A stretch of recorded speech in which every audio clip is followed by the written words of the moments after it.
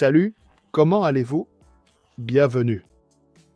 Aujourd'hui, nous allons découvrir notre gamme d'éclairage intelligent, en particulier nos capteurs invisibles pour l'allumage et l'extinction de nos luminaires. Quels éléments pourrions-nous utiliser pour leur installation? Un convertisseur de 12 ou 24 volts, un luminaire adapté à cette tension et un capteur invisible dimmable, compatible avec le bois, le plastique, le verre et la pierre. Ici, nous avons un convertisseur de 24 volts avec le capteur invisible et deux luminaires adaptés à la tension du convertisseur.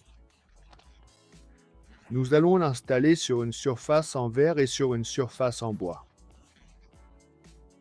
Le premier montage que nous allons réaliser se fait en utilisant le port de contrôle. Le capteur invisible contrôlera 3 luminaires en même temps.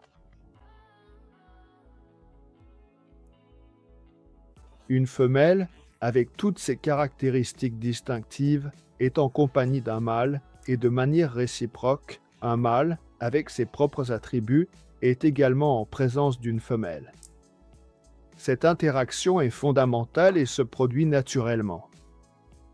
Et d'un autre côté, nous connecterions les luminaires et un troisième élément, par exemple, un appareil supplémentaire. Break time égale 0.5 s.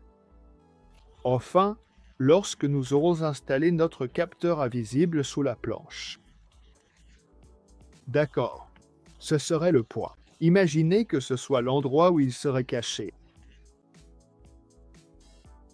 Nous allons le brancher pour qu'il calibre le matériau.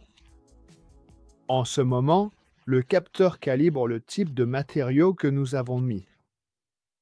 Ensuite, nous le toucherons et il s'éteindra.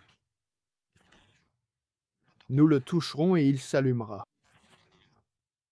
Si nous gardons la main dessus, l'intensité baissera et si nous la maintenons, l'intensité augmentera. Nous allons maintenant réaliser le montage, mais seulement pour un luminaire et depuis le port secondaire, sans utiliser le port de contrôle qui nous permettait d'en brancher une ou jusqu'à 6. Dans ce cas, qu'allons-nous faire? Nous allons connecter le capteur au luminaire et installerons le capteur sous la surface prévue. Dans ce cas, nous allons utiliser le verre. Une fois que tout est terminé, la dernière étape sera de connecter le capteur au convertisseur. C'est toujours la dernière étape. Une fois cela fait, il faut attendre quelques secondes pour que le capteur calibre le matériau présent. Une fois ces secondes écoulées, nous toucherons le capteur, de préférence avec 2 ou 3 doigts pour assurer la mise à la terre. Si nous touchons, le luminaire s'éteindra. Si nous touchons, le luminaire s'allumera. Si nous maintenons appuyé, l'intensité diminuera.